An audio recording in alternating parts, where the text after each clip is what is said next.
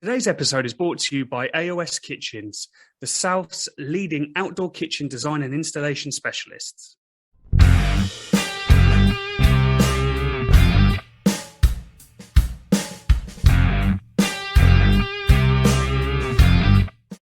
Welcome to another episode of the Meet and Greet Barbecue podcast. This is a mental health special with the Q Together boys.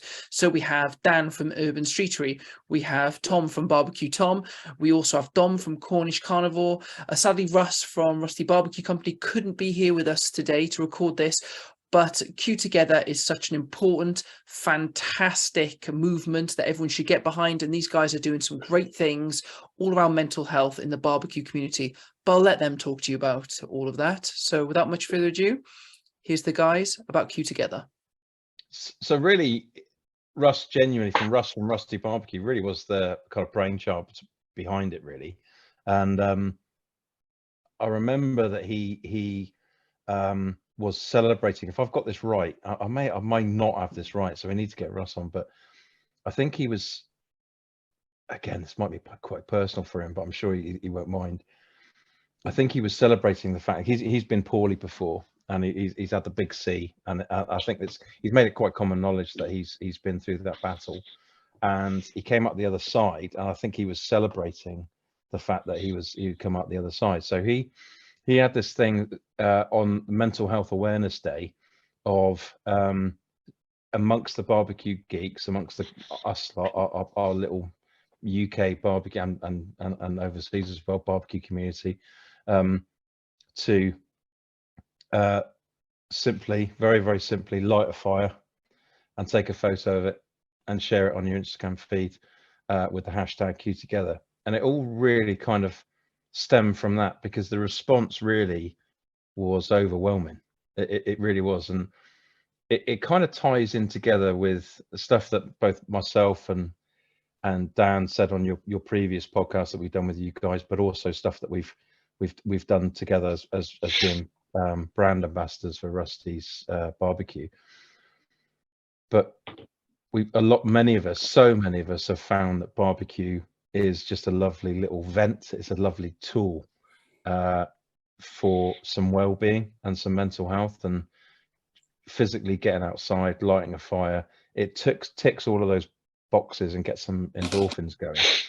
So really, we all got together with some like-minded people and that wanted to jump on board, like James from JL Butchers and Ed from Savage Barbecue as well, but also other guys like Cork and the Sizzle Fest team that have been absolutely fantastic as well, that have just embraced this very simple, not for any kind of ulterior motive, not for profit, it's not linked to Rusty Barbecue, this very simple of Q Together, that they're actually, utilizing barbecue for a little bit of well-being and using it as a tool to help our mental health, really.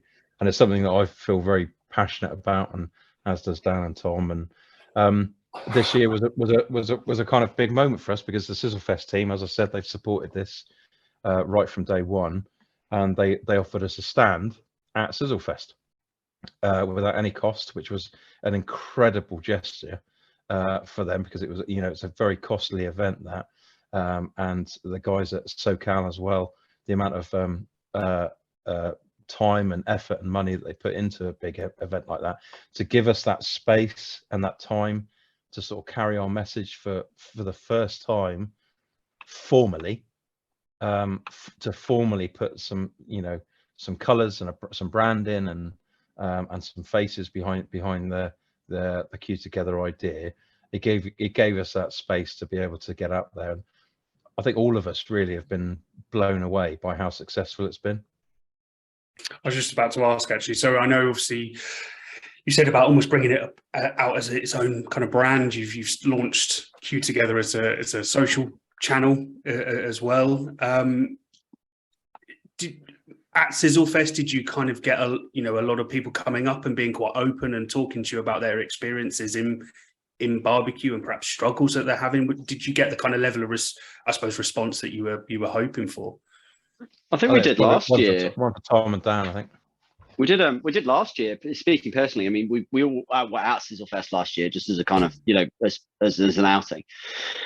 And again, really, it is Russ's brainchild. It's Russ's baby, absolutely. But speaking for myself, I was really blown away and really touched by the amount of people that came up to us and just kind of said, "Hey, do you know what? Yeah, I have been going through a tough time. You know, at the time we were just coming out of COVID lockdown. That, you know, that was really fresh in a lot of people's minds. Certainly, a lot of people, and I'll leave Dan to talk about the impact of the hospitality industry. But, you know, a lot of people saying, you know, can I have a quick chat? Or, you know, I've really gone through a hard time. And, you know, you guys really helped me. And some people kind of felt it as a bit of a license to be open about how they were feeling, what they were going through.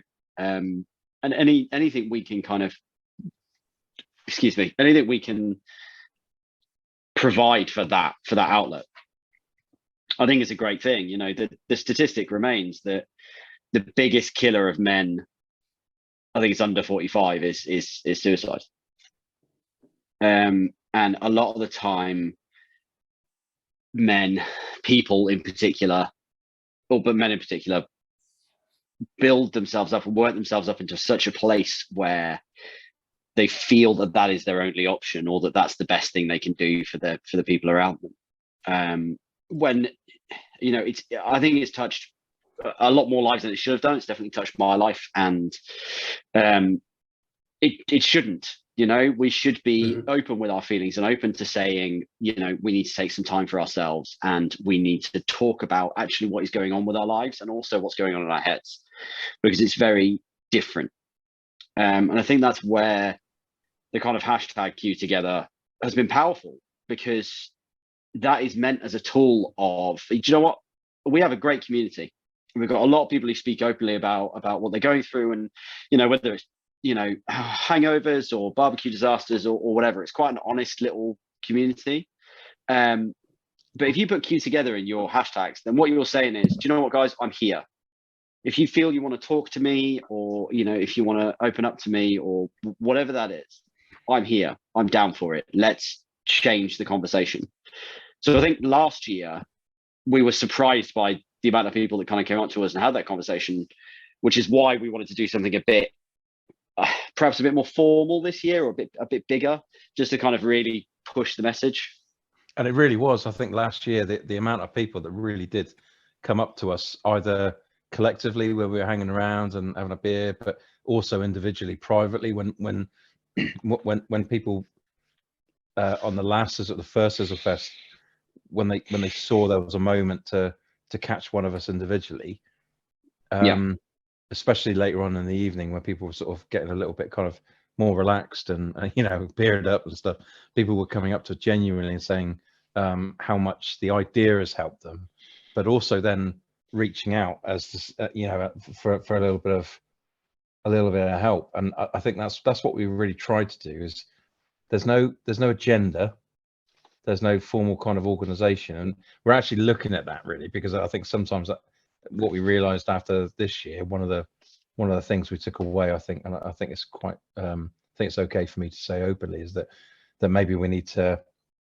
step this up a little bit with our approach to this, and actually get a little bit more organized, because it's almost been too successful. It's always, you know, we're not qualified for people to come up and say, I need to talk. Well, obviously, as individuals and as friends, we'll always be that type of person to say, yeah, I'm happy to have a chat. But none of us are professionals, and none of us are trained in this stuff.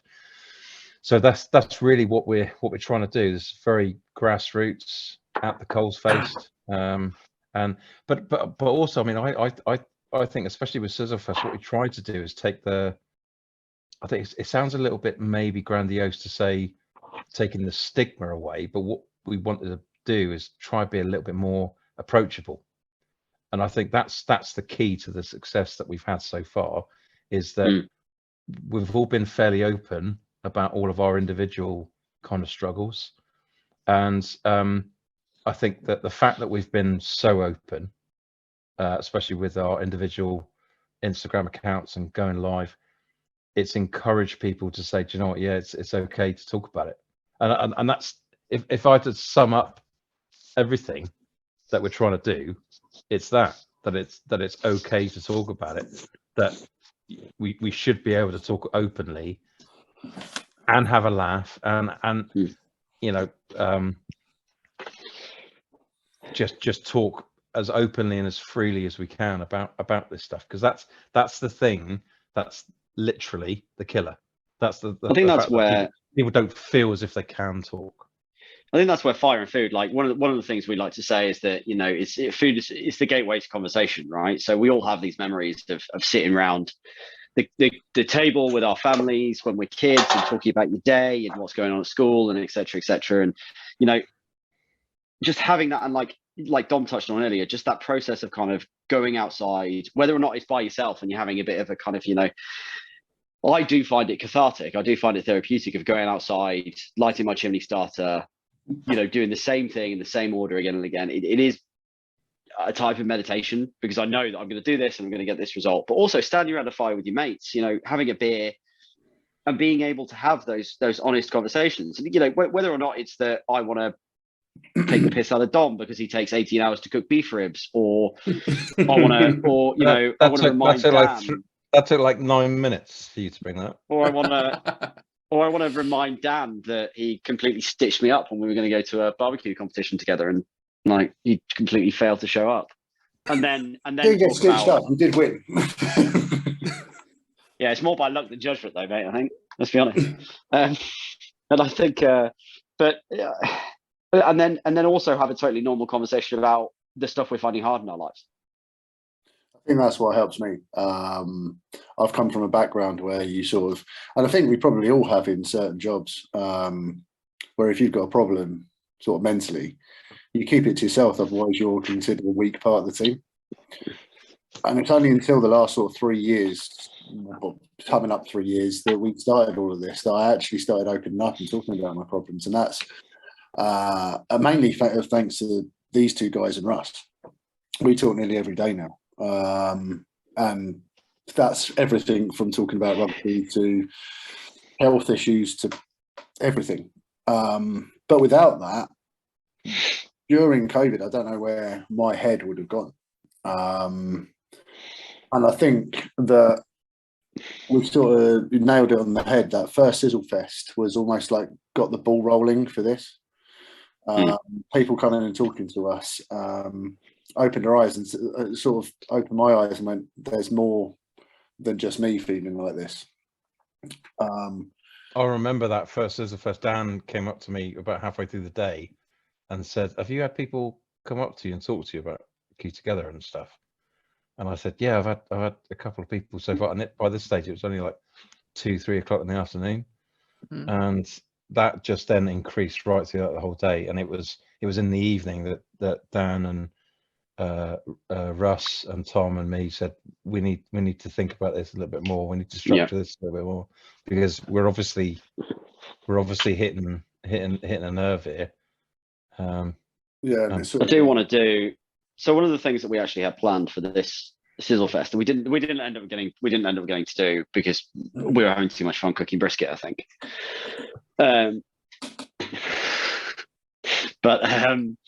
So one of the exercises that I do from time to time with my family is, I think a lot of what happens to me internally, and whether or not people relate to this is kind of up to them, but I hold on to things I'm worried about.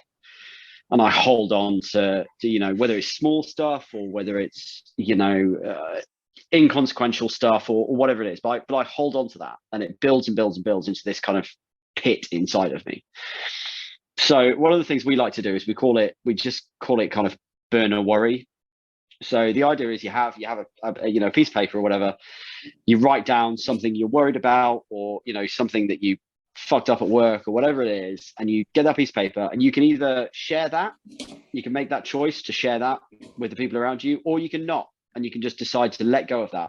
You take that piece of paper and you chuck it in the fire, and it's actually therapeutic to let go of that and watch that kind of become inconsequential, watch that piece of paper become air and ash and inconsequential.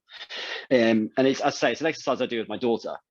And we were kind of hoping to do it in the evening at Sizzle Fest, all sat around the fire, but it didn't kind of pan out that way. But it's definitely something I want to bring up again. I think there was a few things that we wanted to do, and it may be that we do something of our own where we do a queue together tailgate or something, and we can actually do all of these things that we wanted to do, because Sizzle Fest is so big now that there's so much going on that it would be nice to have this as a standalone thing where we have a big meetup of our own, get everyone cooking, bringing their own equipment, cooking what they want to cook, hand out if they want to, share it with everyone, do your burn a worry, do, I don't know, your music, whatever, and just have a bloody good time and do the talking that we wanted to do properly, and sit down with people where we have the time to do it, instead of having a stall where and then everyone going and looking around a festival as such. Actually have a queue together day. Yeah, I'm 100%, as you know, I'm 100% down for that. Queue together tailgate, awesome. I think me and my wife got a similar exercise to what Tom does. We call it naked twister. And basically we have a safe word. Sorry, I'm joking.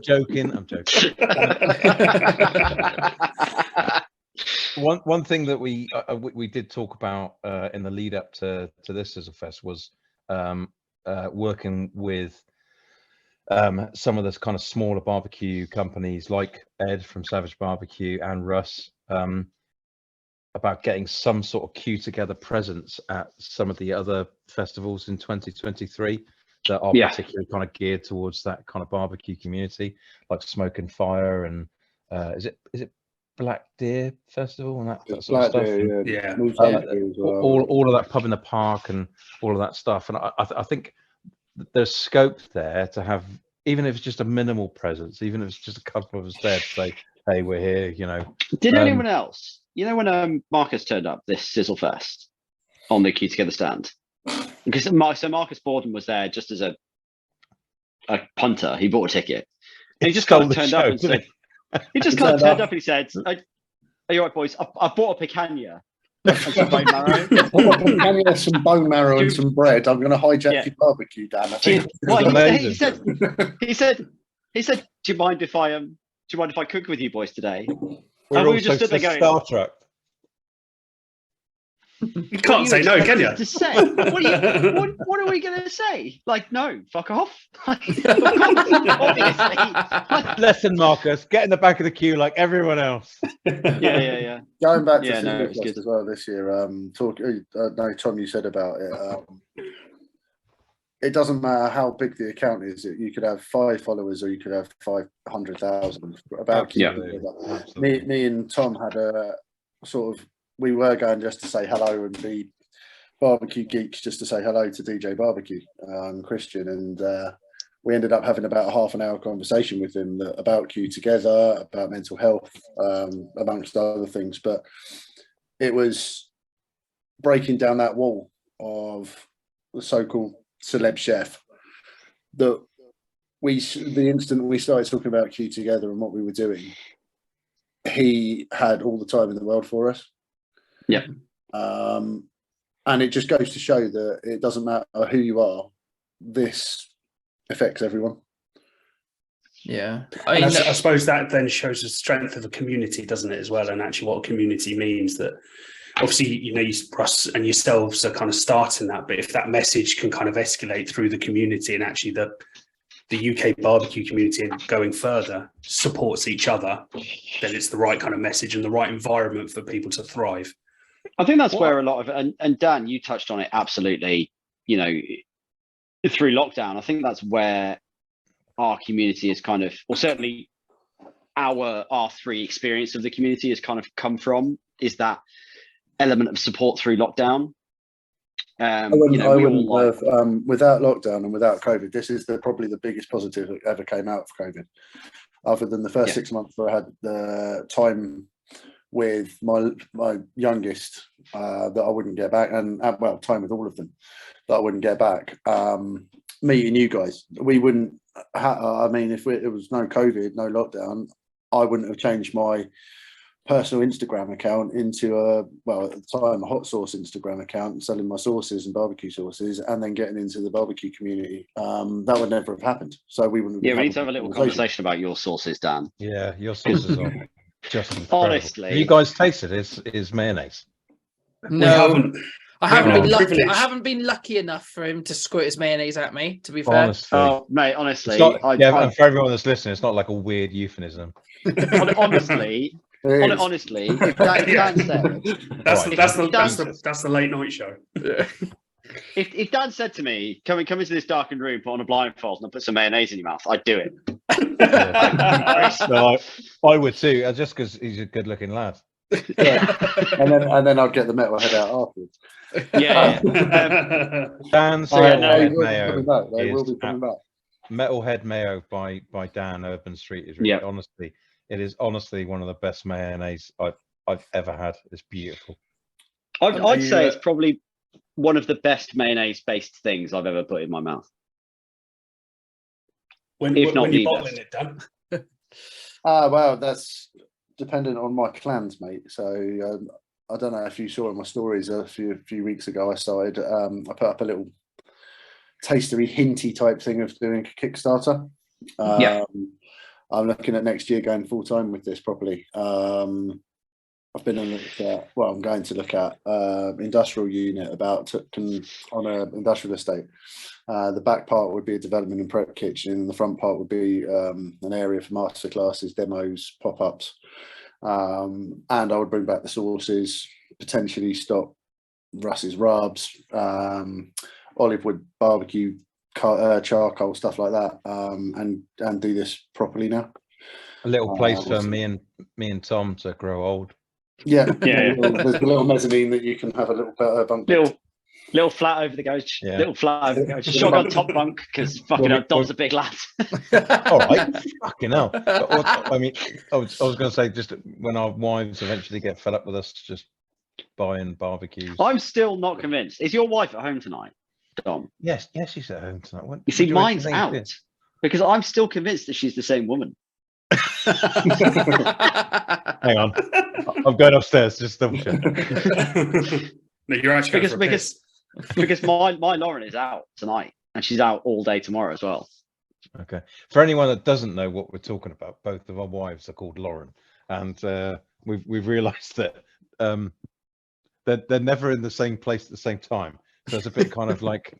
It's a bit like Superman, you know? Yeah, Superman and Clark Kent. Yeah. I'm putting two and two together. We're sort of worried that our Lauren is the same person and she's living this massive double life. And she just lucked out that we're both barbecue geeks and she's so fed up with So moving kind of forward into, I suppose, over Christmas and into New Year, what is you said about kind of trying to do things more formally now for Q Together? How are you hoping to kind of structure that? Obviously, we've just got the exclusive about the Q Together tailgate, but I think that one of the sort of, I mean, most of the conversations we had over Sizzle Fest were pretty vague because we were pretty pissed. And just how the best ideas come out, right? But I know that Russ wants to set this up as a charity, a standalone charity at some point,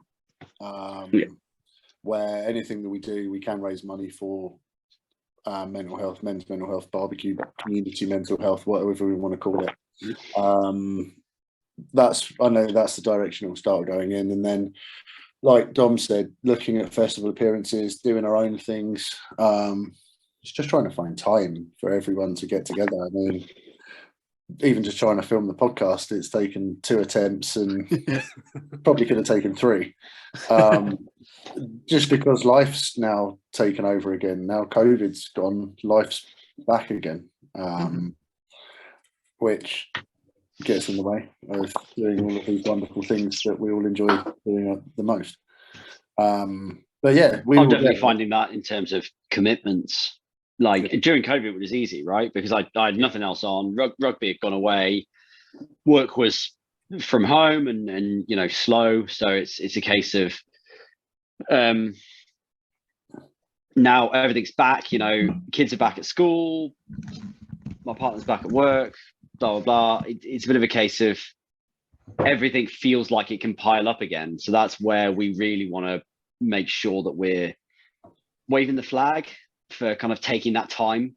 And again, that's where I think, go on, Dan. I was just going to say, I think that we said that we were going to try and commit to at least one, like whether it's a live, a pub night, whatever, one a month at least, because we didn't get a chance to really do that many last year. Compared to the previous year. That's really our kind of trademark, is these Q together pub nights.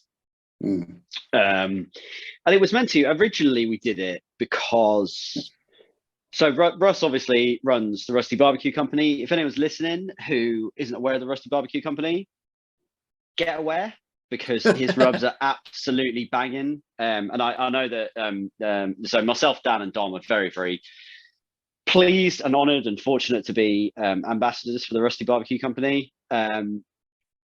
It's fair to say we've all tried, you know, a number of different rubs. We've spoken to a number of different people. I love a lot of different rubs, but I genuinely believe that the Rusty BBQ company is some of the best out there, particularly the 3 Mexican rubs that came out last year and the Black Angus coffee. Like I put that shit on my cornflakes. It's so good. So if you want to kind of get a bit more information about the work the Rusty BBQ company does around mental health and how the #QTogether campaign started, check out Russ's website. So and he asked us to be ambassadors, and the idea was that we would kind of spread the Q together word and just have a laugh with it, you know. And one of the things that we used to end up doing was just kind of calling each other or messaging each other while we were having a beer, and we kind of commented that it was kind of replacing going to the pub for us, where, you know, if you've had a bit of a rough week, you know, we were all talking, you know, before the record or during the record, however this gets edited. God bless you. That's Dan's job. We're just going to cut you out, Tom. Don't worry about it. This is staying in if I'm getting praise. Do you want to go and check on your cook, Dom? No, you got. I assume you've got tomorrow's dinner on already. If I tell you about tonight's cook, I think it's just all you're going to do is take the piss out of me for the rest of the night. So why? Because you cooked it on the fire cage that is slightly smaller than Dan's fire cage. Let's move on. When we talk about the inevitable question that the Meet and Greet podcast says of barbecue fails, I've got a very new one for you. Very awesome. About 37 minutes new. I've got a fairly new one as well. I've got a new barbecue fail as well.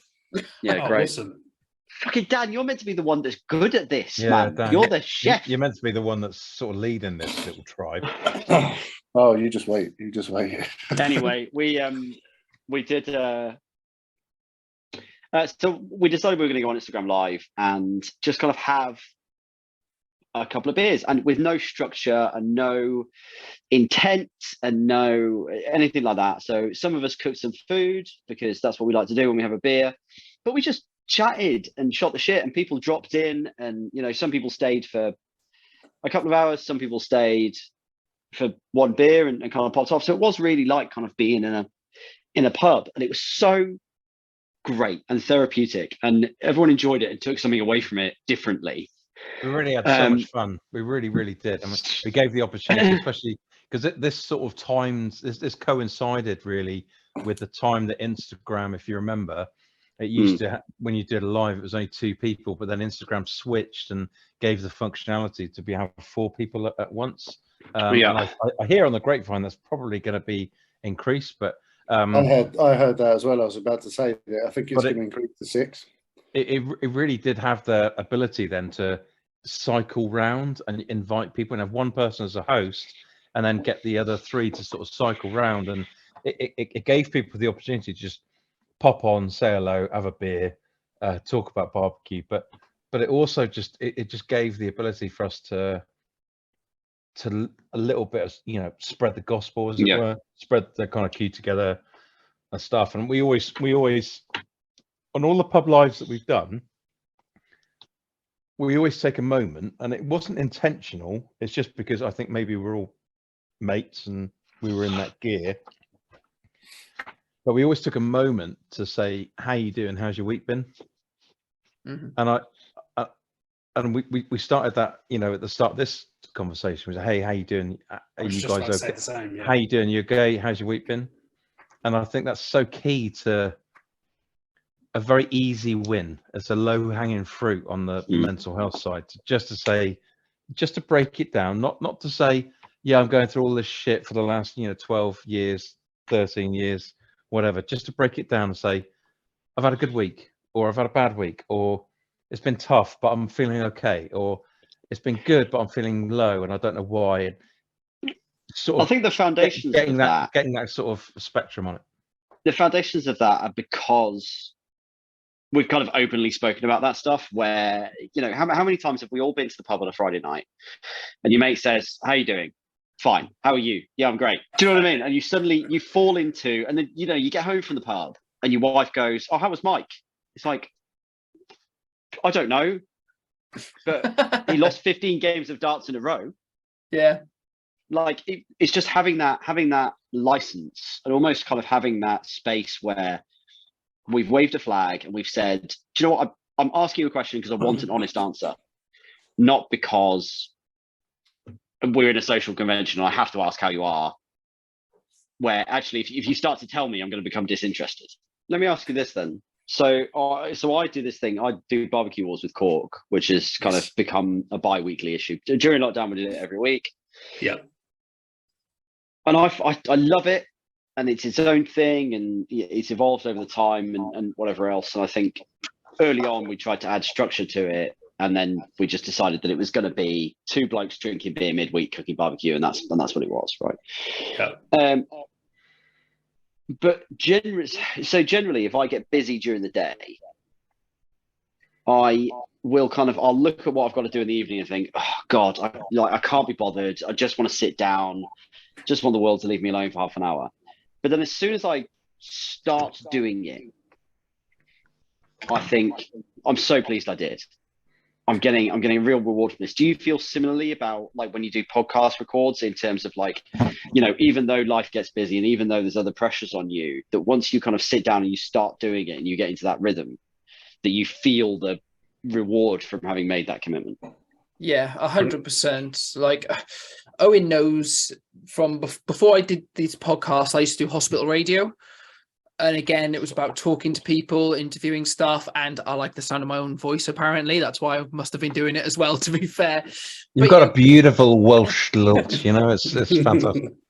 But for me, it's also about the headspace that it puts you in, because it's very different. To me, it's like flicking a switch in the back of my head. And you've all seen me in Sizzlefest. I'm very different when I'm not on, if that makes sense. I thought you were going to say on it. Yeah, well, yeah, it's basically the same thing. I'm very different when I'm 4 pints in, half a beef rib, and 2 shots of tequila. I'm a different person. I've known him 10 years and I still don't know what he's like not on it.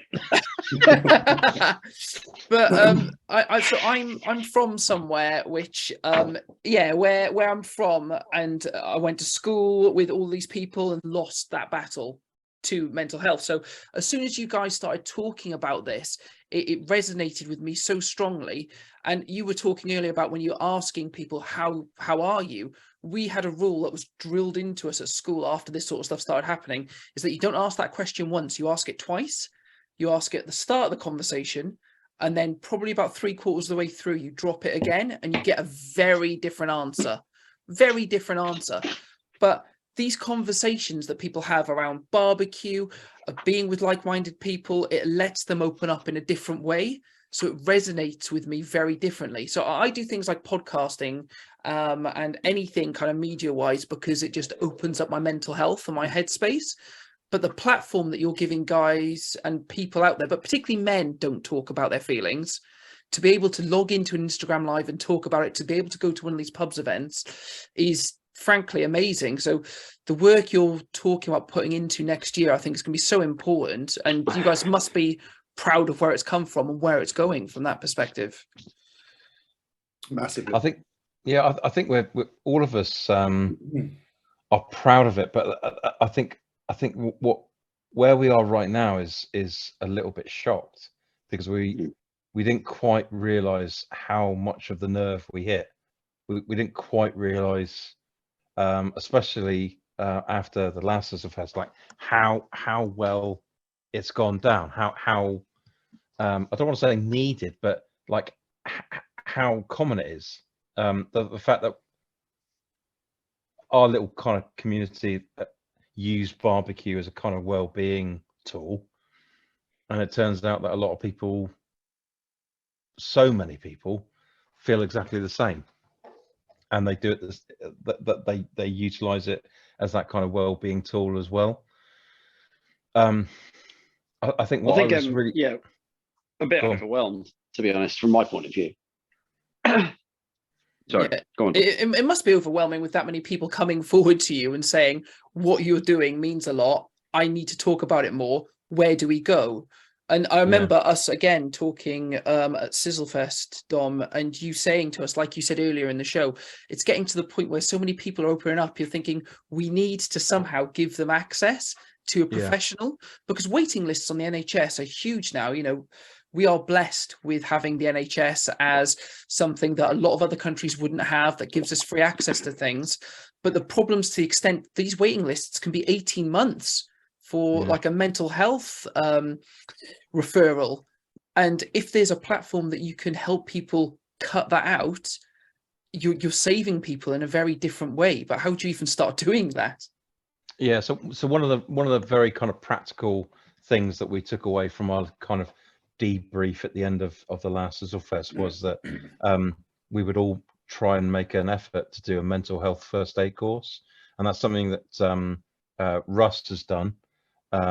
So he is, you know, in that respect, qualified to be able to do the sort of stuff that we're trying to get out there. But it really hit us over that kind of 2 days that we did Sizzle Fest, in the prep beforehand and then on the day, that one of the first things that came out is actually we're not qualified. We're not qualified to do this sort of stuff, but it's working.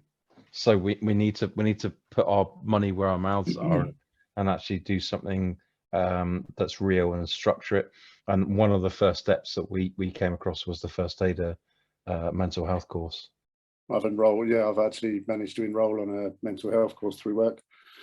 So that'll be in the next couple of weeks. I'll be doing that before Christmas. So yeah, just as to help my head as well, so as well as being able to help others. Yeah, so that'd be good. I think what we do bring to the Q Together thing with us three, and obviously with Russ as well, is that all of us do come with our own experience of it. And I think that's the thing that really struck me when I talk to people, was that the fact that we were open about our own struggles, it enabled, or at least encouraged people to say, actually, yes, if Dom's doing it, if Dan's doing it, if Tom's doing it, if Russ is doing it, then it, you know, and we're having a laugh about it as well, with the fact that we're not, you know, we're not shying behind it, we're not shying away from it. We're talking about it up front, openly. I think you're right as well, because when I first started having my issues, you sort of don't want to talk to a doctor. I block that away. I don't want to talk to a doctor about anything unless I need to. Very much so. But when you're talking to mates and you're talking to people that are very, very like-minded, you just start talking. And like you said, it becomes, your problems end up not becoming a laugh. You can laugh at them, but you laugh with other people and you deal with it in that way. And it puts not a happy spin on it. That's not the right words, but it helps you deal with it better. You see a lighter side. For me, when it first, my mental health stuff started happening, and you almost, I know, like Tom said earlier, you sort of hold on to these things. I would hold on to the worry that if I was to get help, then not that I'd be judged by a doctor, but I just feel like I was getting more anxious thinking about what they would ask me, how far they would delve. And when you're just talking about what problems you've got of the week or whatever with you guys, it just sort of lifts a weight off your shoulders. I think And that's what's helped me more than anything. The big turning point for me was, so the big turning point for me was kind of twofold. The first one was, I've been through periods in my life where I've undergone, fairly serious physical challenges. And I've gone through periods in my life where I've undergone fairly serious mental health challenges. Now, sometimes those two periods have coincided and sometimes they haven't. But the thing with physical health is, if there's something wrong with us, we fix it. Or if we can't, we seek help to fix it. Right? So if you break your arm or break your leg, you go to the hospital and you seek help from the doctor to fix that. And that isn't weakness, that's intelligence, right? Not working, fix it. And somebody said to me that we all have mental health in the same way we have health. Some of us have good mental health and some of us have bad mental health. And for most people, we go through periods of both.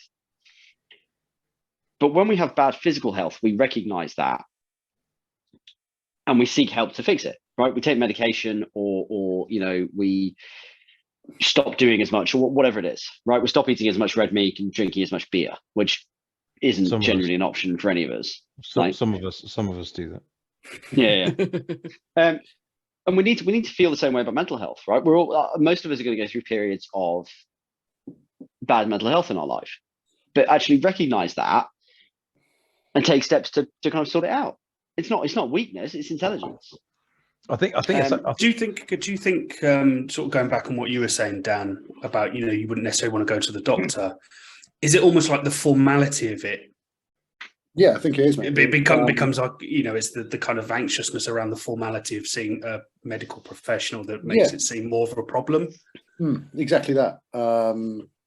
When it becomes scheduled and it becomes routine that you have to see a doctor and you then have to be prescribed tablets, or you then like this sort of thing where you can openly talk doesn't, for me, this might be just me, but it doesn't feel like it was, I couldn't talk openly to someone that I don't know. I mean, some of the stuff that I've shared with these guys, I've only, like Dom said at the start, we've only actually physically met 2 or 3 times. We've spoken probably more in the last 3 years than I've spoken to probably most of my friends and family. But it felt more natural talking to you guys than talking to a doctor. I think it's just having that open space, isn't it? Where I think sometimes, to your point, Dan, where if you want to have a conversation about how you're feeling, it becomes a really formal conversation with someone you don't know. Yeah. And you hold, but I feel like I was holding back some things. But because it is awkward, isn't it? Like I like having conversation with people you don't know is awkward, right?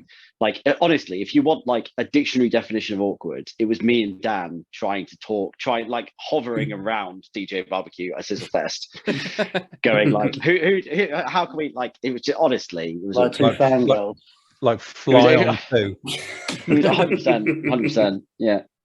And then it, like, also, if you want like the second best example of that, it was me and Dan hovering around Henry Slade's like pre-wedding party trying to get off. I think like, I also think with the doctor point, and again, because of where I come from, there was a lot of conversations about this in school and stuff. So we were quite lucky with the help we got, even though the area wasn't known for the fact we got all this help because of what happened. The problem with the doctor is if you can go there, it's phenomenal. And you first off have to admit that you have that problem and that it's at that level. And a lot of people struggle with that. You don't get the opportunity to just say, can I speak to someone because I feel like something might not be right? So first you have to accept that you have that issue, which for a lot of people, accepting it is the biggest upset of it all. But also you only have 8 minutes to try and get your point across of how you feel. And so many people feel like you might get you might get judged. You could get rejected. If you get rejected, that's even worse. You've gone to a professional to seek help and you feel like you've been rejected because you couldn't articulate how you're feeling in 8 minutes. Because that 8 minutes that I'm talking about is the amount of time you get with a doctor, just in general, if you book an appointment with the GP on the NHS. And knowing how bad things are at the moment as well in the UK, it's probably more like 5 minutes. But with friends, you could talk for 25, 30, 40 minutes before you even get to the point where you feel you can talk about or even articulate properly what you're going through. How are you meant to do that in that short space of time? It's not a doctor's fault, but it puts so many people off and it stops people getting help. Yeah, massively. I totally agree. Totally agree. I was going to say, I think the way that we kind of talk amongst our friends has probably changed. As I think mental health is, everyone's kind of more aware of mental health and trying to promote good mental health. I think, Tom, you were saying earlier about, when you talk to someone and you say, how are you? Fine. That is the stock answer. And, the amount of conversations I've had with friends that I've known for years, that would be my stock answer. I obviously wouldn't necessarily be feeling that way, but it was almost just, right, that's it. We've got the niceties out of the way. Let's go have a drink and talk about something else. I call it a get to the fun answer, right? So, whenever anyone walks through your door, you say, hey, how are you? And you go, yeah, I'm good. How are you? Right, let's get to the reason we're here. Yeah. And I think that's changed over the last few years, that actually it's not the fine answer. You do start to actually talk about how you feel and how you. And actually, it's fine to be fine. Like I'm okay. That's great. Like you could be great, or you could be absolutely fucking piss awful, or anything in between. But I think to the point of, it's just being comfortable around those people to be able to give those authentic answers. Yeah, I think you've sort of hit on a point that I think is worth mentioning as well, because we've all heard of the kind of hashtag it's okay to not be okay, but what I saw trending across social media platforms last year was it's okay to be okay. And I found myself getting really pissed off with that, because what we're trying to do with the mental health stuff is we're not trying to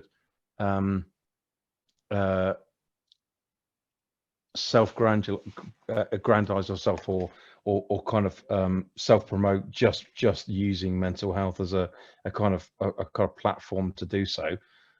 We're genuinely saying to people that it's okay to talk, that actually you need to talk. We all need to talk, and it's true. It's okay to be okay, just like Tom said. Mental health is just like the rest of our health. You're going to have okay days. You're gonna feel fine, and when you think of it like one of the people that I've really paid attention to when it comes to mental health issues is Ruby Wax. She's absolutely incredible, and I'd recommend her books are amazing. Her book, talking about she's gone ahead and essentially done like a science degree in the way the brain works in neurosurgery, and she genuinely is just incredible. But she talks about the fact that there could be just a chemical imbalance in your brain, and that's why you have a week or two or a few months or a year of feeling rubbish, and you can do stuff to correct it through lifestyle stuff. Sometimes you might need meds to correct it as well, but then once that course correction is done, then you're back on track and you're okay. And it's more common than any of us realize, and that's why it's okay not to be okay. The idea is that you realize how common it is and how natural it is. So when the opposite started trending, it's okay to be okay, I don't understand all this mental health stuff, wankers, just get on with it. You're not tackling what is going on with other people. It's one of those phrases, isn't it? It's like saying, well, you You've got the flu. I haven't got the flu, so whatever. Just blow your nose. It's one of Get those. on with it. It's one of those phrases that isn't bloody helpful, isn't it? I hate. I'll tell you the one phrase that everyone always kind of throws out. And I remember being thrown out at me when I was younger. Is there's always someone worse off. There's always someone worse off. And it's one of those phrases which is completely bloody unuseful, isn't it? Because do you know what? Broadly, we were all lucky to live in a Western democracy, developed country. I am free to, have opinions, practice my religion, express my sexuality, however I wish to. It's one of the great freedoms of living in the West, right? I've got clean tap water and access to food, right? Of course, there is someone worse off, right? It doesn't belittle the stuff that we go through. It doesn't mean you can't have a bad day, or you can't have a bad week, or you can't hold on to things that are concerning you, just because, unfortunately, people in the world are fleeing from religious persecution. It's one of those phrases that I honestly hate it. Like my back has gone up just because I've said it now. Like I've pissed myself off a bit. Yeah, essentially that was one of the big kind of symptoms for me was irritability. Those little things that you open up the dishwasher and realize that it's not quite got everything, and you'd be like, motherfucker, and you want to burn the house down, right? And that's where I was.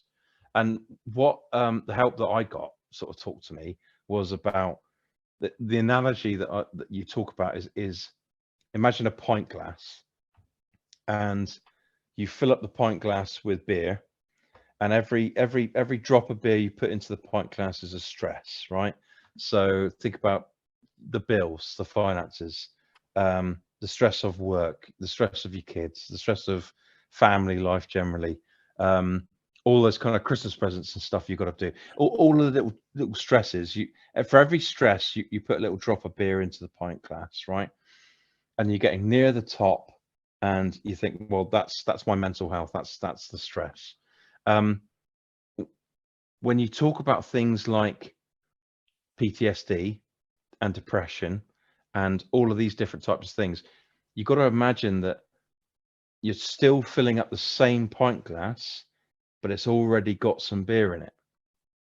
So you're topping it off with beer, and then when you get to the dishwasher and you're filled to the brim, the dishwasher then goes on top and the beer spills out the top of the pint glass. That's what we're talking about when we talk about mental health. And irritability. It's those little telltale signs that things aren't right. That actually you need to potentially address it. And that for me was a huge symptom. If you've been looking or thinking about an outdoor kitchen, then look no further than AOS Outdoor Kitchens. They are the South's leading outdoor kitchen design and installation specialists. Their extensive showroom is based just outside Bournemouth on the Dorset-Hampshire border, and as well as numerous in-store displays, also features a live outdoor kitchen where they cook every week on Kamado grills, pizza ovens, and all filmed and shown on YouTube. They offer a wealth of knowledge on how to transform your patio into the most incredible outdoor dining area with styles and options to suit every budget, and you can guarantee they will be able to create something perfectly suited to you and your home.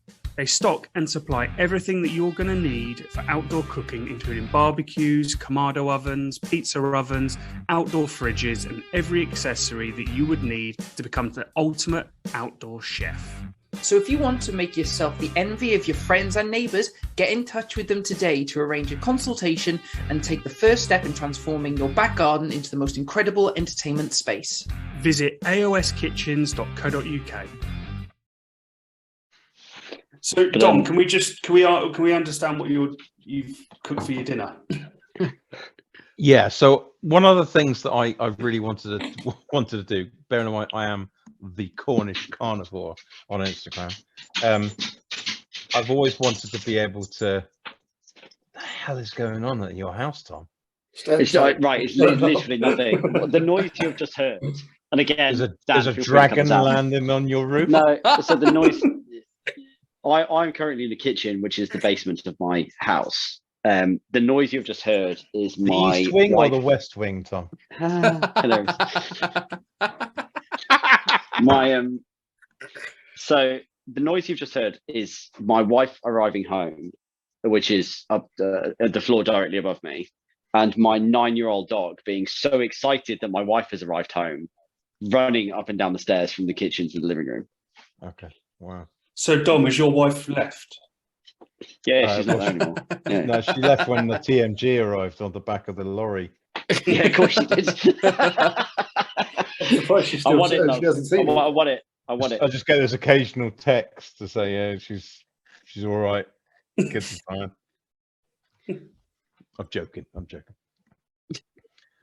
So my barbecue failed this evening. One of the things that I wanted to do was a really good pasty, right? Oh, I love a pasty. So I do, obviously I do, and it's a cornerstone of my being, of my heritage, my Cornish upbringing, born and bred down in Cornwall. One of the things I wanted to do was do a pasty on the barbecue.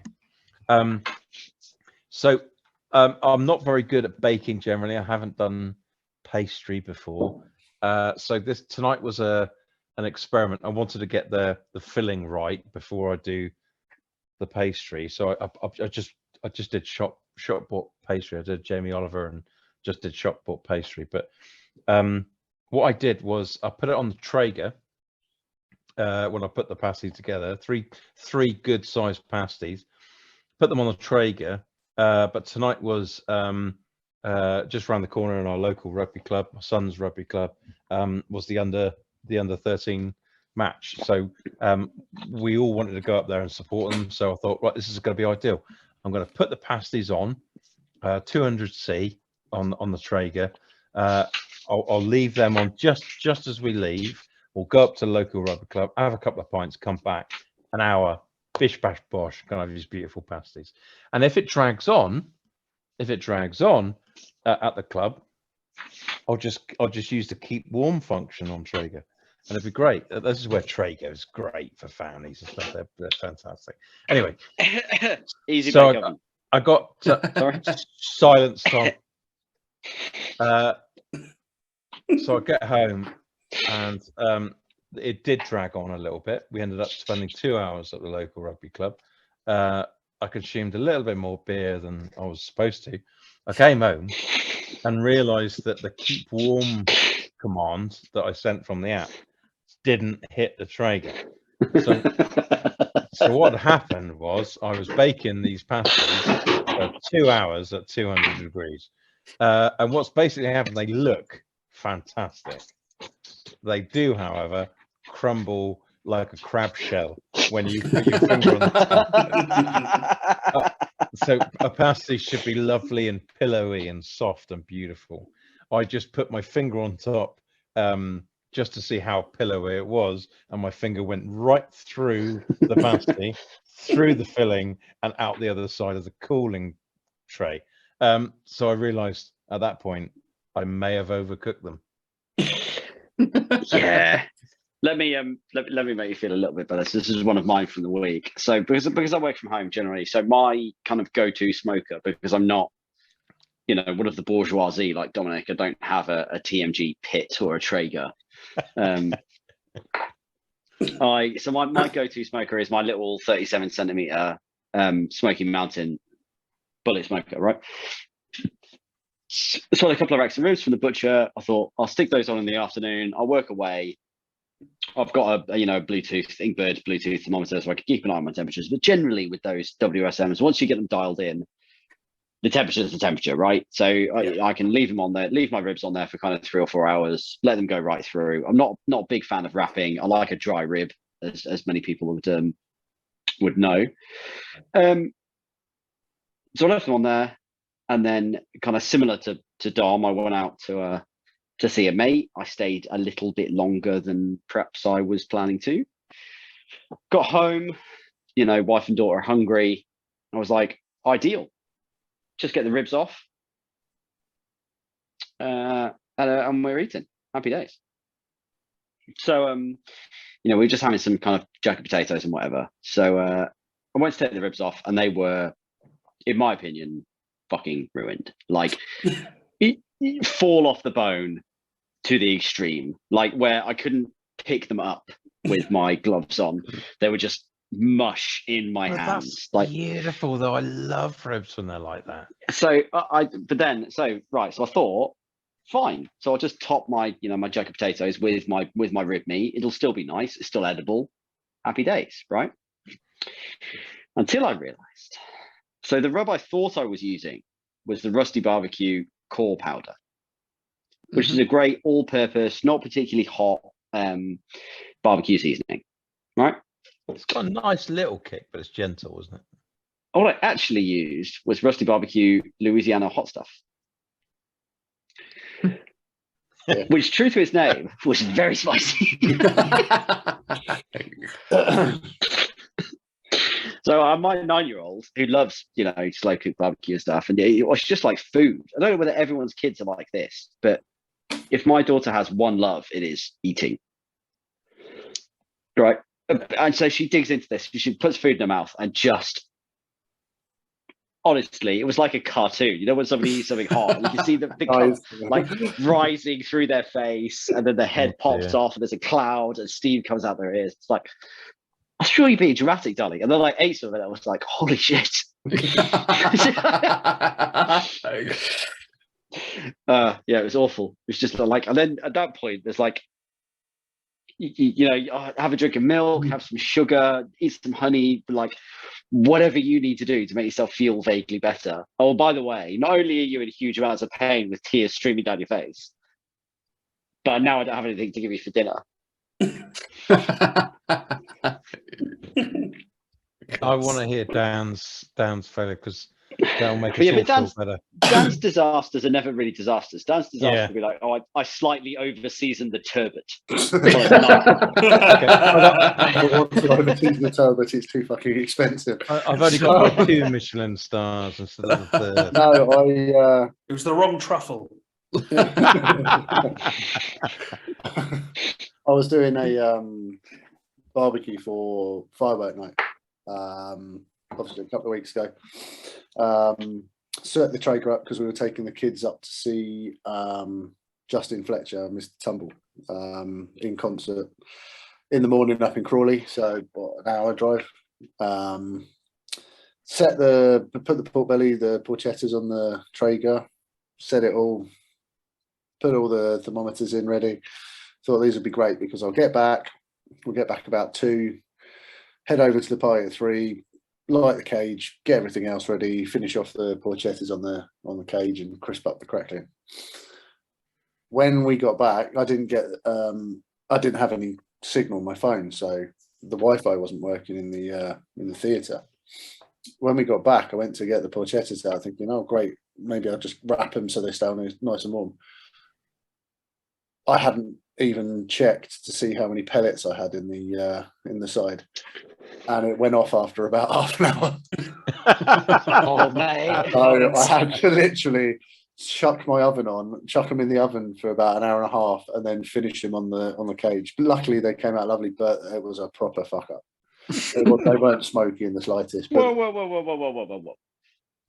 Let's just be clear about degrees of fuck up here. So what you're saying is, that doesn't sound like a you still ended up with something.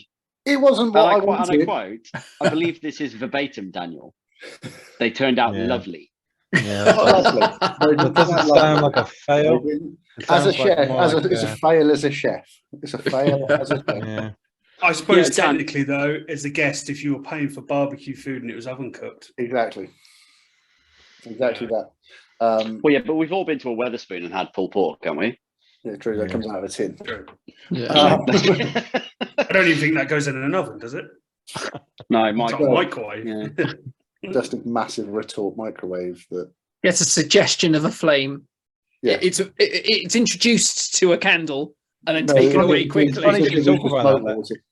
It's honestly, it's funny you should talk about, because I was having a few chats with the boys down the rugby club, and we were talking about that. We were talking about pulled pork and how bad a reputation pulled pork has got, and it's because of that. It's because of that instant pulled pork that you get in places like Subway and sandwich shops and fast food restaurants. It's one of those things when something becomes popular. It's not pulled pork. It's something that's been prepackaged. Yeah, I've seen it all over my career, mate. When something becomes popular, everywhere will do it, and it becomes so saturated that then it becomes the thing to take the piss out of. Yeah, but also I think that popularity is the enemy of quality, right? Give it 2 years and it'll be brisket. Trust me. I think you're right. I think you're absolutely right. I mean, one of the things that I've seen with instant pulled pork is that they'll just saturate it in sugar, some sort of sweet sauce, and they'll go, "Oh yes, it's lovely," which is why I think there's certain pulled pork substitutes that pass the test, as it were, purely because they're covered in a sugary sauce and they've got the similar sort of texture. But actually, when you taste proper pork shoulder or pork collar that's been slow cooked and the intramuscular fat has been broken down, and you get that beautiful buttery porky taste. The amount of times that I've done pulled pork over the last year for people that have said, I don't want pulled pork because I don't like it, and they try my pulled pork, proper barbecue pulled pork, slow done, and honestly, the amount of times they've said this is incredible. I'm getting to the point where I mean, as you boys know, I don't no frame of particularly reference. No frame of reference. I'm not a huge. I get of the barbecue meat spectrum. I'm not a massive fan of pulled pork. So it's not something I will cook week in, week out. I'll do it occasionally, generally. But even if I'm going to do it for a party, I'm at a point now where I won't call it pulled pork. I'll just say I'm going to slow cook a pork shoulder. And everyone goes, "Oh, that sounds amazing." Yeah. But as soon as you say pulled pork, everyone has this image of this oversweet, oversauced. I think I had the same conversation when I did the podcast with you guys. I'm not a big massive fan of American style barbecue for that reason. That I've sort of, since that podcast, I've sort of delved more into barbecue, American barbecue. But looking into places, and I know that, well, I'm pretty certain he did. When he comes back, he'll confirm. But I'm pretty certain Don went there to Leroy Lewis in Austin, where they do traditional barbecue, but they do it with a twist like I do. So things, instead of brisket, they're doing beef cheeks. They're doing different sauces. They're doing kimchi slaws. Again, something that we touched when we did a podcast. But the problem is, as soon as something gets brought over here and it's put on mainstream TV, whether it's by Jamie, whether it's by, I think that pulled pork was a big thing that was bought. I mean, originally it was done like properly when it first started kicking off, was done by the BBQ boys. But when it started going, I think the first so-called celebrity chef that did it on TV was Simon Rimmer. And he likes that claim to fame that he was sort of the person that kickstarted pulled pork over in this country. But it's those sort of things that get brought over and saturated so much that then people think that's barbecue. They'll go to the Witherspoons, the Harvesters, the Brewers Fair, all of those sort of places, and you can go in every single one and they'll taste the same because the barbecue sauce is made by one central factory. But it's something we talk about a lot, isn't it? Is that, like, because certainly my gateway into barbecue was American barbecue.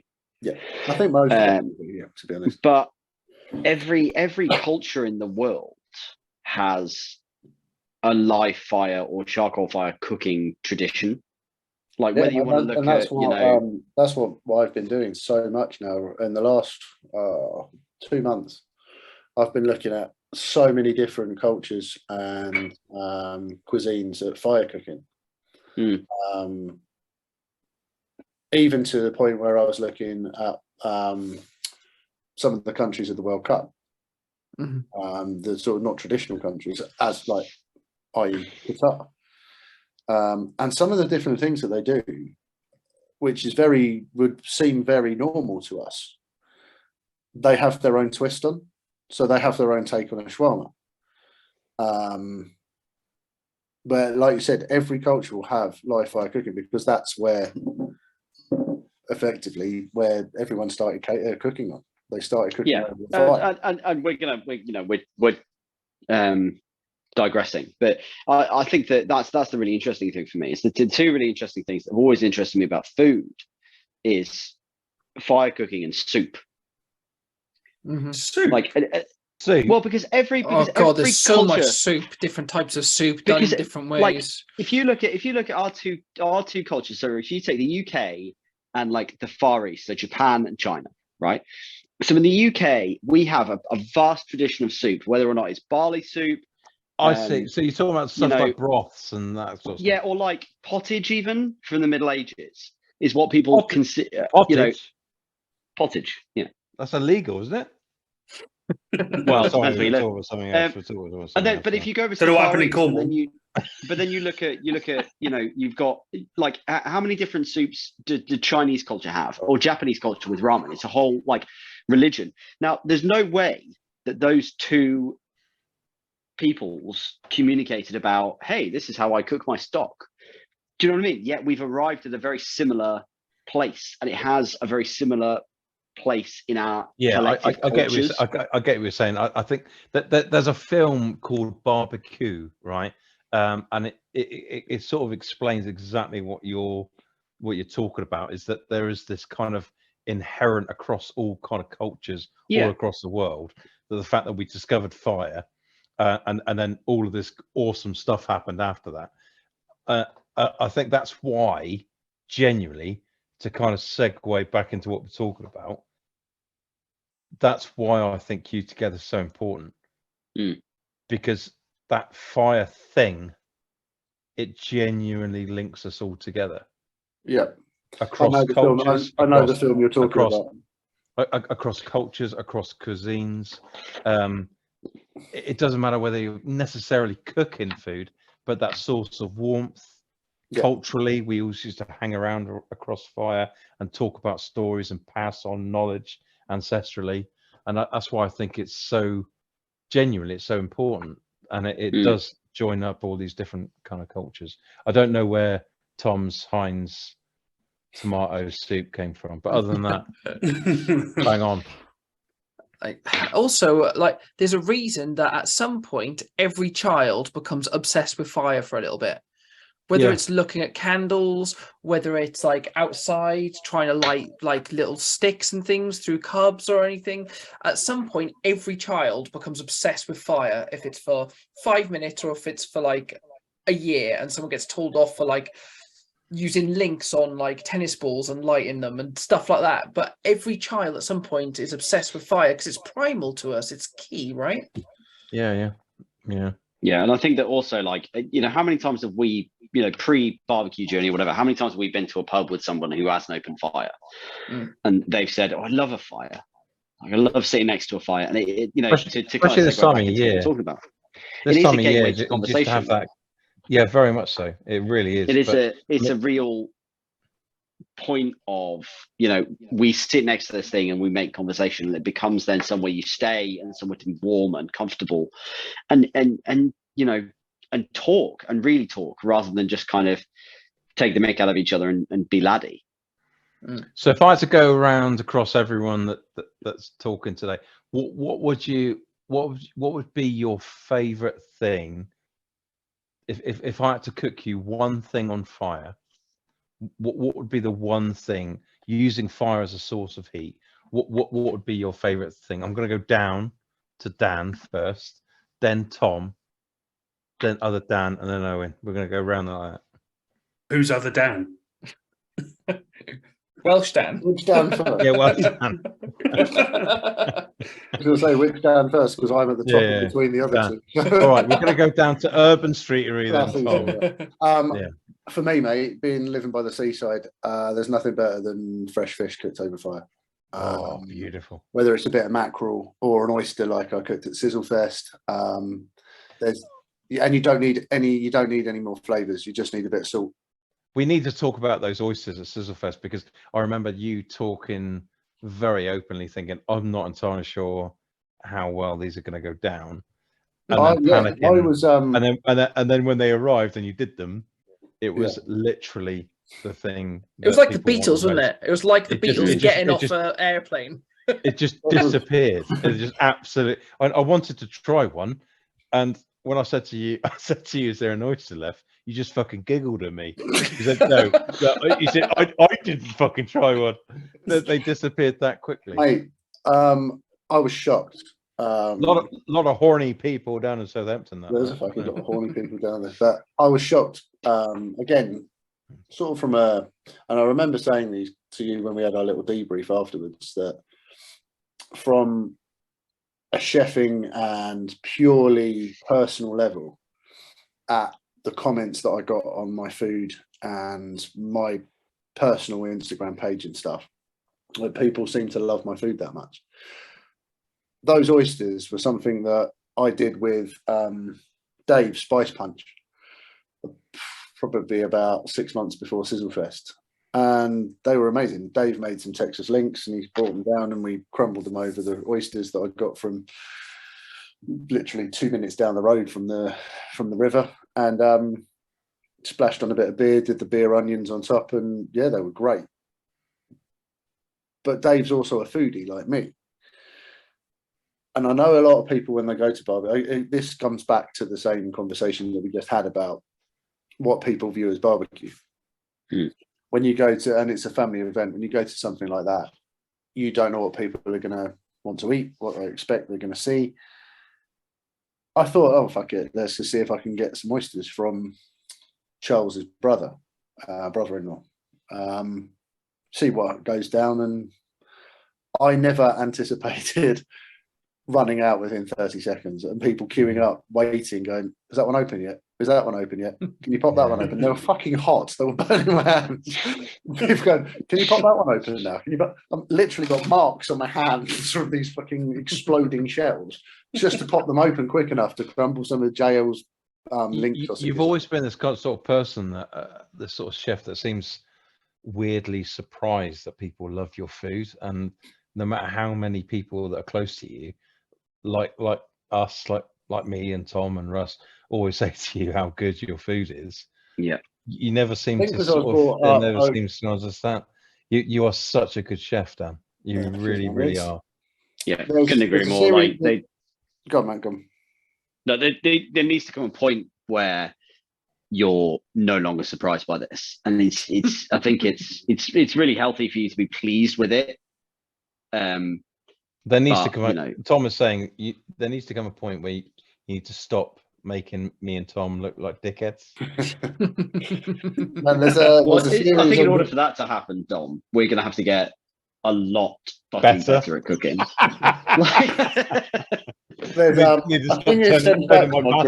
Crab shells. That sort of thing stems back to my career, and there's a I don't know if any of you've seen it on Disney Plus called The Bear. Yeah. And there's a lot of, it's not as close to the bone as the Boiling Point film with Stephen Graham. But there's a lot of things in that series that resonate with me through my career. So things like, you never felt good enough as a chef when you were a young chef.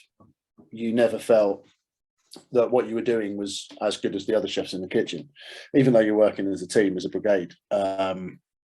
You always felt that the chef would take it, add a bit more seasoning, make sure that I don't know, fucking cod was cooked a little bit more. And that plays on your mind when you work for old school chefs.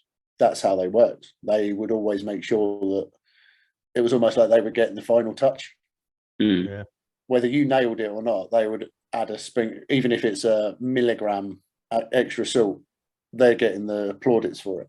Sure, yeah. So only now, where I'm starting to do my own thing, it is weird still getting people saying my food's incredible. And like I said, after Sizzlefest, people that you guys tried it last year, and you've gone through a lot of my journey through this Instagram thing, but there was people like Jimmy, Midlands Barbecue Jimmy, who spoke to very, very much at the start of our barbecue journey, our community, what you want to call it. And then we both went back to work, and I hardly spoke to him since.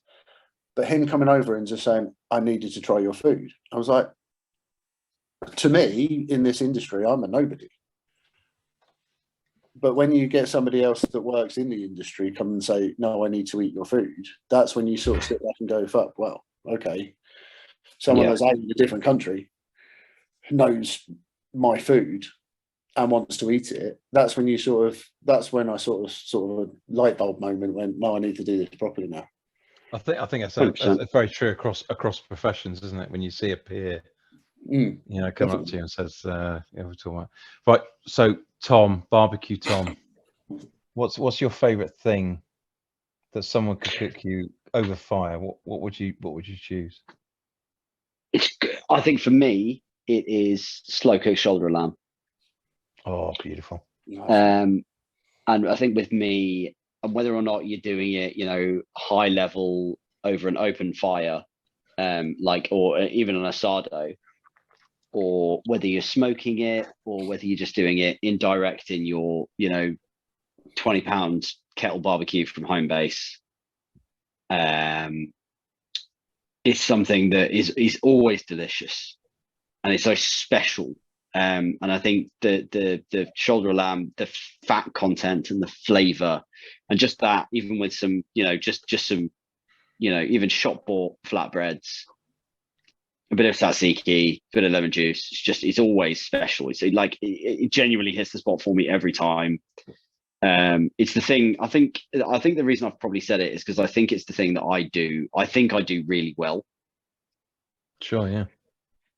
So if I was that would be the thing. If I was going to go around to someone's house and they said, I've cooked this, that would make me really happy. Know what you're cooking on the tailgate then, mate? Yeah, wings. Right, come on then, Dan. The Welsh one. Part of the problem I've had is Tom's answer was quite similar to what I was going to say. So, of course, it was going to be lamb. Well, well, yeah, type, right? I'd like you to meet my dinner and my wife. They're the same thing. She was having a right mare, so. But I absolutely love like a butterflied leg of lamb done on the barbecue. Yeah. I think is fantastic. But if I'm going to either a Brazilian open fire restaurant, the first thing that I'll go to is a picanha.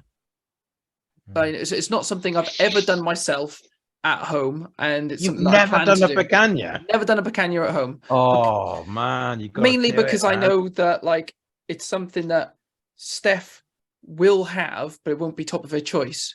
Do you know what I mean? And I'm thinking, because you're also cooking for other people. Of course, yeah. Yeah, that's part of it. But if I'm going out somewhere, the first thing that I will look to try, if it's available or it's obviously there, would be a picanha. Oh man, you've got to do a picanha. Because just cooking for yourself. Yeah, like I do, but that's probably the reason why I'm the size that I am. I'm always cooking. But honestly, there's so many different ways to do a picanha. As long as you understand where those muscle fibers are going, there's so many beautiful different ways of doing a picanha. And I've recently done it, and it's turned into my favorite way of doing it, is smoking it whole and then slicing it really thinly. And you can use it for a few days after you make roast beef sandwiches or Philly cheesesteak and that sort of stuff. And I'd always go with cooking it whole. And I know that you do that traditional way of slicing it and then kind of bending it and putting it on the skewer, right? But I always go. I think it's probably because A, I'm a barbecue basic bitch, and B, because I'm lazy. It's such an underrated cut of beef. Every single time. That'll be the next big thing. You'll be seeing Waitrose or M&S picanha this time next year. Yeah. None of us claim to be, apart from Dan, none of us claim to be, genuine, chefs or anything like that. And like I say, the caveat there is Dan. But I think whenever I do picanha for people and I do it properly, it absolutely blows people's minds. It's one of those cuts of beef that's so good. So I'm really surprised you haven't done. It's on my list. I've done it once, and I did it the way you said, Tom. Cut it into almost horseshoes, put it on a skewer. Yeah. Problem was I was a little bit too drunk to remember how it tasted. You still got to get it right with the muscle fibers, though. Yeah. As well. I think it was all right. I can't. No one died. So go on then, Ollie. What was your, if you were going to go around to Don's for dinner? I love pork. Pretty much anything pork based, you're on a winner with me. I don't talking about. We obviously had a massive conversation about pulled pork. I think I did pulled pork once or twice the whole of last year, and I don't think I've done it at all this year. But yeah, a nice bit of loin, like a chop. Pretty much anything pork. I almost exclusively eat belly now, whether or not it's a pork brisket or like a nice slab of belly or belly ribs or whatever. But like the underneath of a pig, that's my fucking jam. Yeah. I've been curing bacon using pork belly recently, so yeah. See, taking a leaf out of Spice Punch. I've never done any kind of cold smoking or bacon or anything. Yeah. Never done anything like that. Maybe that's my next challenge. I need to push my boundary a little bit. Oh yeah, I've started cold smoking this year. I bought a ProQ cold smoking cabinet, and I've got some cheese to do for someone at work actually this weekend. So, yeah, actually, Dan, I was at Sizzlefest. You did some pork, right, with some like a pineapple salsa, right? Saying it out about not being a good chef, I don't really like pineapple, but that was probably the best bit of pineapple I tasted. So much so that me and Welsh Dan went down to AOS Kitchens, who's a sponsor for the podcast, and we did a load of YouTube videos. I got a whole pineapple, chucked it in the bottom of a Kamado, and tried to have a go myself. I tried to do it as a sweet and almost did like a ginger biscuit crumb over the top of it, sort of thinly sliced. It was nowhere near as good as what you produced. To be fair, it was quite burnt on the outside because mainly I'd forgotten about it. The thing with the pineapple, if you're putting it in a Kamado, it hasn't got really the air and oxygen to go around it. Where I'm cooking over wood and live fire, is cooking straight in direct on that wood instead of in coals. And you take a lot of that. So we had that on there for about an hour and a half, turning it every 20 minutes, every 15 minutes. And then, you just sort of take off that inch of skin and left with this sort of like beautiful smoked confit pineapple in the middle. I've done both. I've done sweet, and Tom mixed the pineapple with sort of the salsa for that Sri Lankan black tomahawk that we did. And I've done it on a pavlova as well. I did a load of sort of ember cooked fruits over a pavlova. When the pineapple comes off for that, I always put a bit of Cornish sea salt, because then it just sort of adds a slight savoury note from how sweet that pineapple goes. And it really works. It really works well. It's a slightly different take on how the Savage guys do it. So I know that Jurgen and Ed hang the pineapple for sort of about 7-8 hours higher up. So I call theirs the heaven pineapple. Mine's hell pineapple. But it's one of the things, again, that I've done recently, a couple of things with the pork that I fucked up, and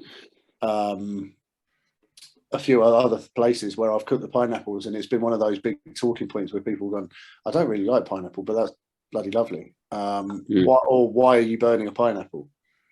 And then you sort of talk to them and then say, come back and taste it later, and they go, fuck, it works. What about you, Dom? If you were going to go around to Dan's, because we all know where we're going to go. If you were going to go around to Dan's, I'll see you in 2 hours. Right? Yeah. Where would you go? What would you want him to cook for you? What would you, if you turned up at a barbecue and somebody said, I've cooked X, what would you? So it's funny when we talk about pork as well. I think we're so underrated with our pork, especially in this country, in the UK and Ireland. I think pork has just got such an incredible flavour. But the thing that I've got into recently is Iberico pork, and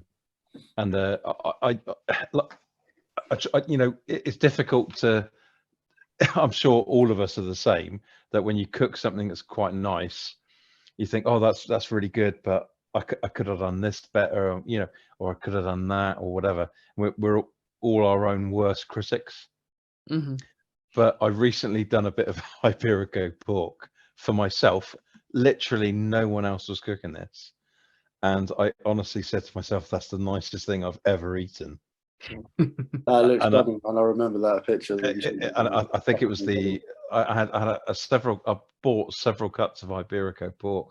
I think the one that I'm talking about is the Secreto. Yeah, man, it looks fucking incredible. So what I did was essentially just reverse sear it.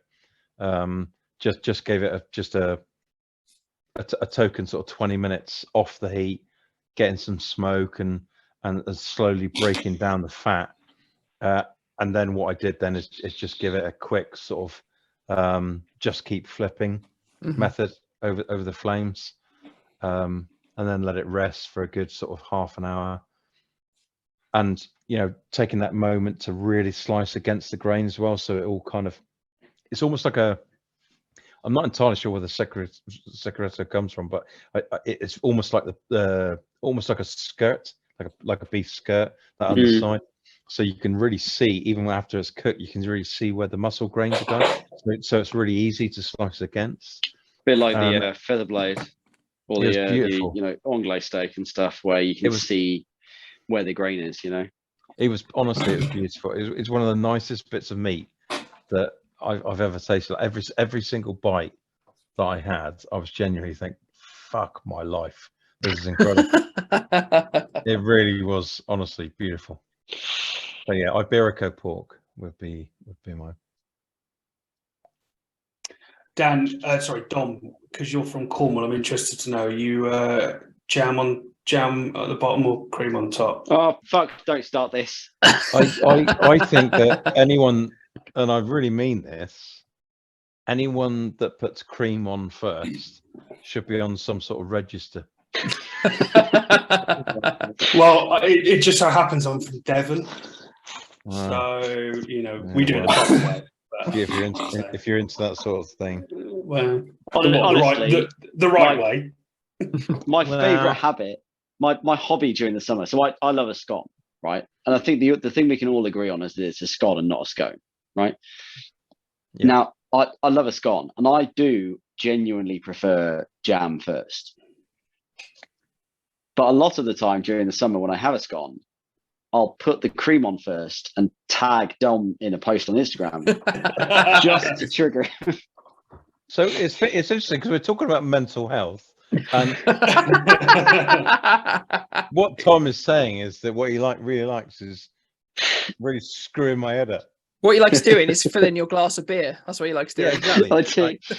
I do. And then smashing the glass of beer across the yeah. is what he's doing. I'll tell you what, there's a reason why, genuinely, and this is what I love about barbecue and cooking generally, is that there's always nuance. There's always that little thing and the attention to detail, and that's what I really love. But when we talk about that, when we're laughing and joking, but the reason why the Cornish love putting the jam on first is we have the clotted cream. So clotted cream, if you ever had it, it's very, very thick. I live out here in Northern Ireland, and they don't do clotted cream. They don't do very good cream at all. It's only cream if it comes out of a pressurized bottle, which is odd because like 65% of our dairy products come from the island of Ireland. But anyway, that clotted cream that is so thick and beautiful and buttery, and it sits on top of that warm scone, and the sugary then on that sugary layer underneath that clotted cream is just beautiful. Do you need a minute? I was going to say, you guys. I think all of you guys need a minute. Do you know what I mean? But I think you're right. I think there's no greatest place on earth. The thing is, and the thing I love about the barbecue community is its openness. And I speak about this a lot, but there's no set way of doing things. And whoever you see doing something that you might like, you kind of you can reach out to them and go, hey, how did you do that?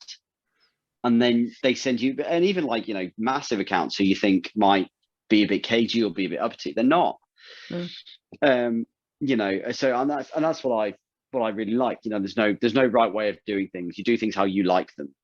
And I'm genuinely learning stuff every week. So my thing that I don't know how you guys feel at the moment. Like, I'm always obsessing about a certain thing within my barbecue kind of repertoire, and the things that I'm always trying to improve is my wings, right?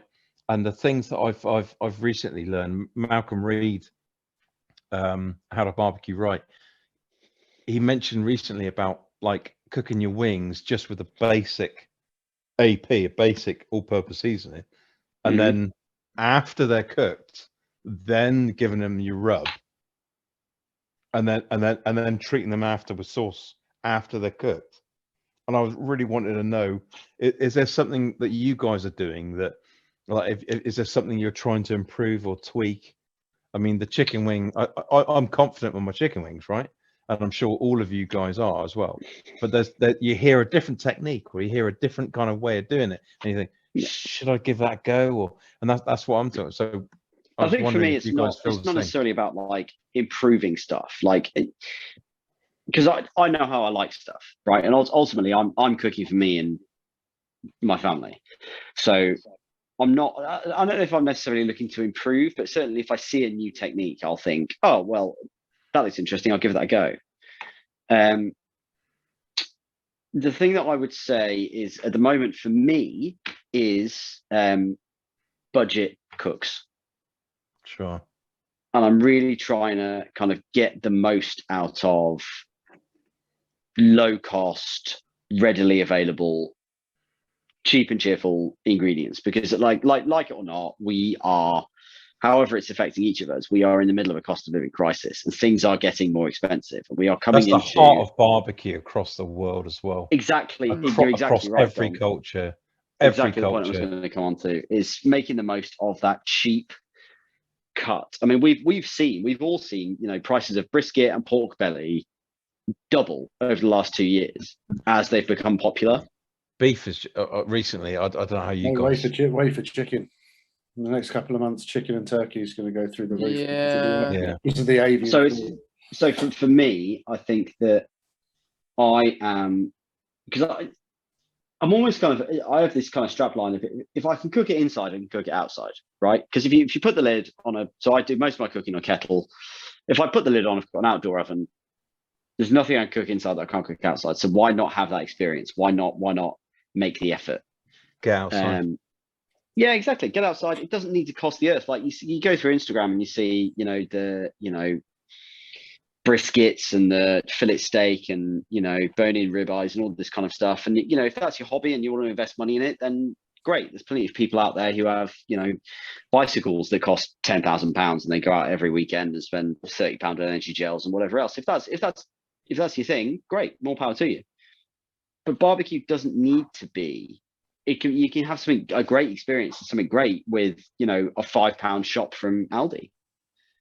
So that's my thing at the moment, is making sure that I'm genuine and I'm authentic enough to say I'm making the most of the cheap things that I get from my butcher and the cheap things that I can pick up from the supermarket. Is there anything that we've not talked about yet or mentioned that you feel is important to discuss on this topic, whether it be about food or the mental health side of things? Talk to us. Yeah. If anyone's got a problem, anyone's got, even if it's just a question about food, talk. That's what this whole thing's been about, is talk to us. There's always a way out. There's always a way out. Tom said earlier on that suicide is the biggest killer of men under the age of 40. That's weird. It's weird and it's wrong and it's preventable. So just anyone that doesn't understand or doesn't agree with the whole kind of mental health thing, just try and find someone to talk to. It doesn't have to be that's your only option. So just trying to convince people to talk. There is always another option.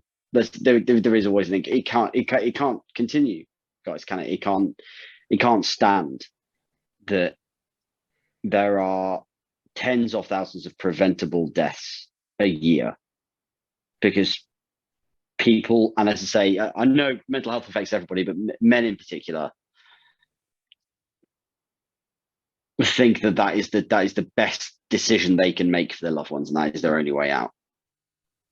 And we can sit here objectively and say that is not true, but that's not how they feel at the time. And we need to make it clear to those people who are in those places that there is another option. There always is. And anyone using that hashtag Q together, that's what we're doing as a community. We are putting our hands in the air and saying, look, if you don't want to talk to someone who's close to you, or you don't feel like you have an outlet, you absolutely do.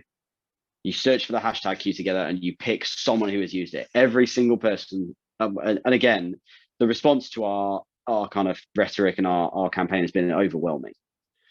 But every single person using that hashtag is putting their hand in the air to say, I'm here. Whatever you need, whatever you're going through, whatever it looks like, I'm here. So there is always something we can do. And it can't continue. And if we can make a small change to someone's life, then that's what we're here to do. It's very much like Tom's large hair. It just can't continue. I was almost like we were going to end up on a serious note, and then no. Of course, it's I'd rather fucking go- not. That's our point. That's our point, though. Is the fact that it is, but that's it. It's like just to circle it back to Welsh Dan's point of earlier on, where if you go somewhere to talk about your mental health, then suddenly you feel stilted and you can't talk about it. We mix in talking about serious stuff and talking about taking the mick out of each other. And that's healthy. That's good. That's what I love about it, is that I know I can message any of these guys and just say, I'm having a bad day. This has happened. This has happened. This has happened. And then Dom will come back and say, hey, Tom, but at least you've still got a lovely head of hair. Like, like I've got beef ribs on for next Tuesday. all right. Cornishman, or now it's Cornishman that can't make a pasty. Or is it a Cornishman who's fingering a pasty to see if it's ready? All right. Yeah. Let's leave the fingering out of this. Cornish version of American Pie. Yeah. Like a warm Cornish pasty. Be a smaller roll, I'll tell you that much. What does it feel like, son? Oh, that's horrible. Are we doing our wheelie thing? I was going to say we're doing barbecue. Yeah. Oh, I'm really excited. Right. Come So on. See, This is the thing. This is the thing that's so exciting, that we're looking about. What can I do? So I some wouldn't of mind them, liver. livers on I there. wouldn't mind- Like maple and pecan ice cream is the one that you can't see in full. So you can just see maple and pecan, but it's maple and pecan ice cream. Anyone want to have a guess of who put that on there? It's someone who's already been mentioned today on the recording. Some dick. Dick. Dave. It was Dan, wasn't it? It was Dan. Spice Punch. Fuck off, Dave. Really? What a dick. Oh, what a wanker. We had we know him really well, because at the first Sizzle Fest we all went for a curry with him after. He's Goody. such a lovely guy, but he's also Goody. a complete fucking penis. Right, come on, spin the wheel. Spin the wheel. Let's see what you all have to do. Hope it's not miso. I'll take miso. Fuck off! Oh, fuck off! I hope it's not miso. Is it slowly? That genuinely. That's unbelievable. Yeah, Excellent. No, I'm happy course with you that. are. Happy with that. Yeah. No, I'll take miso. I'll take miso. Dom, you need to leave an ingredient now to put on there, back on there. Really? Go on, you do it, Dom, because you're the one that's unhappy. all the time, or chicken hearts. Chicken hearts. Chicken hearts, absolutely. That's one thing that was my sort of suggestion at Sizzle Fest, and that was one thing that went down incredibly well, wasn't it? Yeah, it was amazing. They smashed chicken hearts at Sizzle Fest, and it's seen across the world, but especially in South America, as like a really easy kind of bar snack. But it's meaty olives. It's genuinely so good. They are so good. They are beautiful. Just skewer them up, bit of basil and garlic and lots of chili. Roast them over fire so they all get crispy and gnarly. Just beautiful, honestly. It's been great speaking to you guys, and I can say that for me personally, the stuff we've talked about today, again, because of what I mentioned earlier of where I'm from, and it's not something that we really talk about, it means a lot to me, and I'm going to be very proud when we put this out. So thank you for taking the time and giving us the opportunity of being a platform where we can do this, and we're going to promote the hell out of it, not just through all of our normal channels, but also our personal channels too, because it's so important. So thank you, and you should all be proud of what you're doing. Well done. See you soon. Cheers, guys. Thank you so much. Mate. See you. Bye. That's it for another episode of the Meet and Greet Barbecue podcast. It was great to have an episode dedicated to mental health, about talking about problems, reaching out to your friends, reaching out to the barbecue community, and helping each other and supporting each other. As ever, we do want to hear from you. This has been the whole purpose of the episode and, the podcast in general. So please do get in contact with us. Let us know what you want us to talk about, questions that you have. If we can't answer them, we get our guests to do so. So please get in contact through socials, email, through our website, all Meet and Greet Barbecue Podcast. We've also got the Meet and Greet Barbecue Podcast shop where you can find merch, barbecue products. That is meetandgreetbarbecuepodcast.com. And until next time, keep on grilling.